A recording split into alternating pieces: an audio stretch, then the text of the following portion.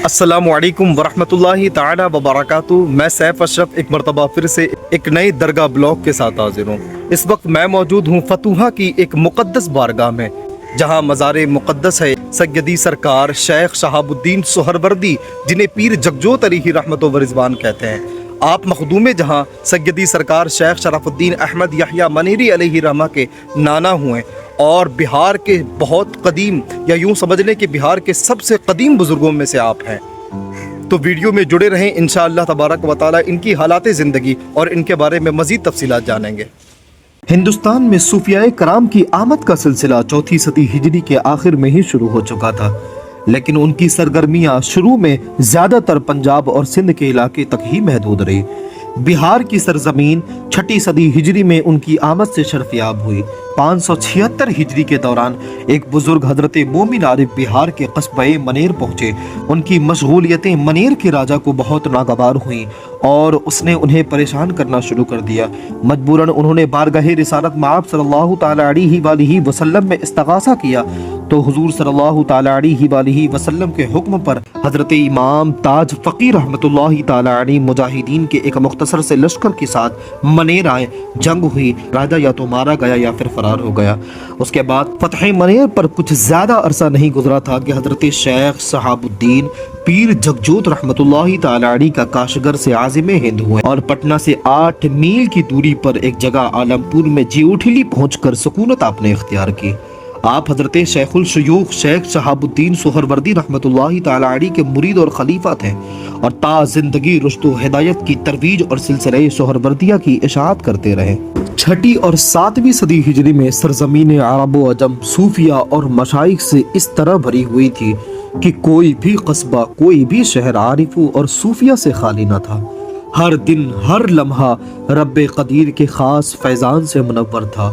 हर दिल तसव्वुफ और इरफान की रोशनी से मुनव्वर था। ये वो दौर था जिसमें अरब से ईरान तक, समरकंद से हिंदुस्तान तक सदाए हक बुलंद रहा करती थी। इसी दौर में सुल्तान मोहम्मद ताज शहंशाह के घर 570 हिजरी यानी 1202 ईस्वी में एक बच्चा पैदा हुआ। बच्चे की पैदाइश पर दरबार के खास आलिम हजरत अबुल हसन अंसारी समरकंदी रहमतुल्लाहि ताला अलैहि, जिनका सिलसिला नसब अंसारे मदीना से जाकर मिलता है, आपकी गुजारिश पर उस बच्चे का नाम शहाबुद्दीन रखा गया। कौन जानता था कि ये बच्चा दुनियाए तसव्वुफ का फातिह और ममलिकते इरफान का शहंशाह और अहले तरीकत का इमाम होगा, जिसे दुनिया शेख शहाबुद्दीन पीर जगजोत के नाम से जानेगी। पीर जगजोत यानी जग को रोशन करने वाला, दुनिया को रोशन करने वाला। आपका सिलसिला नसब 18 वास्तों से इमाम हुसैन अलैहिस्सलाम के जरिए से सरकार दो आलम सल्लल्लाहु ताला अलैहि वसल्लम से जाकर मिलता है। इब्तिदाई तालीम आपने हजरत अबुल हसन मदनी रहमतुल्लाहि ताला अलैहि से हासिल की। उसके बाद हुसूल तालीम के लिए संजार तशरीफ ले गए और हजरत शेख नजमुद्दीन कुबरा रहमतुल्लाहि ताला अलैहि की बारगाह में हाजिर हुए और इल्म हदीस, इल्म फ़िक़्ह और दिगर उलूम सीखे। और हुसूल तालीम के बाद जब आप वापस घर आए, आप घर लौटे, तो उनके वालिद ने आपकी शादी काजी वजीहुद्दीन की बेटी जाहिदा खातून उर्फ मलिका जहां से करा दी। आपके इल्म फरासत को देखते हुए आपके वालिद ने आपको काज़ीउल क़ुज़्ज़ात के ओहदे पर बैठा दिया। कुछ दिनों के बाद आपके वालिद का भी इंतकाल हो जाता, जिस वजह से आपको सल्तनत की बागडोर संभालने के लिए आपको बादशाहियत कबूल करनी पड़ी।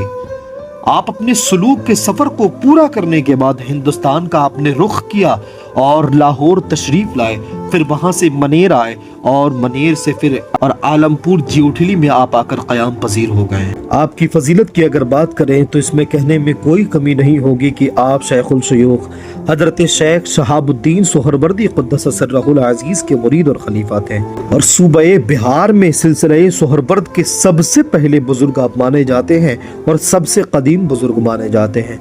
आपसे रुश्द व हिदायत और इल्म तसव्वुफ की तरवीज बड़े पैमाने पर हुई।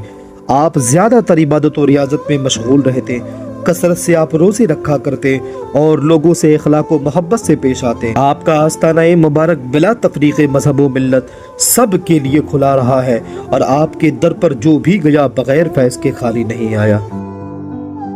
आजिज़ी और इनकिसारी और पाबंदी शरीयत आपकी तालीम के अहम और बुनियादी नुकात थे।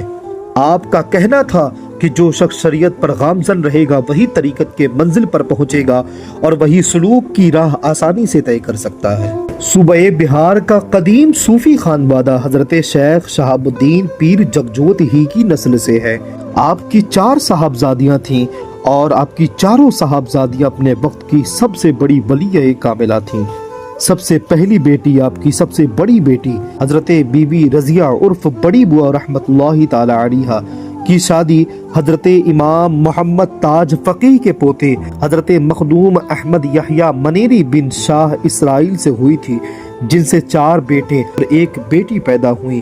عظیم المرتبت فردوسی بزرگ حضرت مخدوم جہاں سیدی سرکار شیخ شرف الدین احمد یحییٰ منیری علیہ رحمہ آپ ہی کے مجلے صاحبزادے تھے۔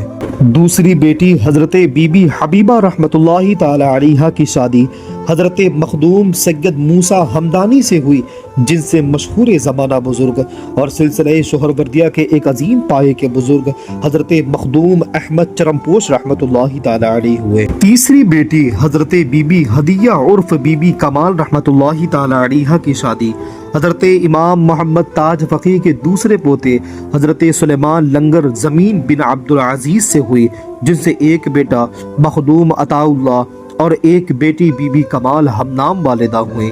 جلیل القدر سہروردی بزرگ حضرت حسین دھکڑ پوش رحمت اللہ تعالی علیہ آپ ہی کے صاحبزادے تھے۔ اور چوتھی بیٹی حضرت بی بی جمال رحمت اللہ تعالی علیہ کی شادی حضرت مخدوم آدم صوفی رحمت اللہ تعالی علیہ سے ہوئی، جو کہ مرید اور خلیفہ تھے حضرت بابا فرید الدین گنج شکر علیہ رحمت و رضوان کے۔